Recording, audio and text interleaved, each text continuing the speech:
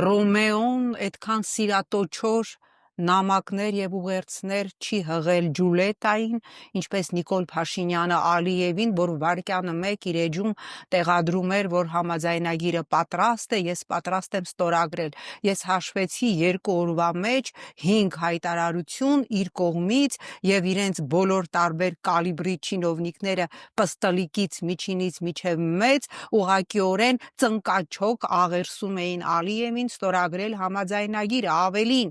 գործի դրվեց Հայաստանի դիվանագիտական ողջ արսենալը, հայտարարություններ աղերսեցին, պոկեցին տարբեր երկրներից, ովքեր ողջունեցին համաձայնագիրը Հայաստանի եւ Ադրբեջանի միջև եւ դրանի պատասխան Ալիևը ցույց տվեց, կներեք,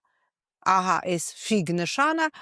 առաջադրելով ամեն օր նախապայմանների մի քանի փունջ, նախապայմանների առաջի փունջը, որ անմիջապես Նիկոլ Փաշինյանի առաջի սիրո ուղերձից հետո հայտարարեց Ալիևը, դա սահմանադրության փոփոխությունն էր, որտեղ Ադրբեջանը վտանգ է տեսնում իբր իր տարածքային ամբողջականությանը, Մինսկի խմբի լուծարումն է, դրանից հետո այսօր առավոտյան, որքան նայեցի ադրբեջանական լրատվամիջոցները բազմաթիվ նոր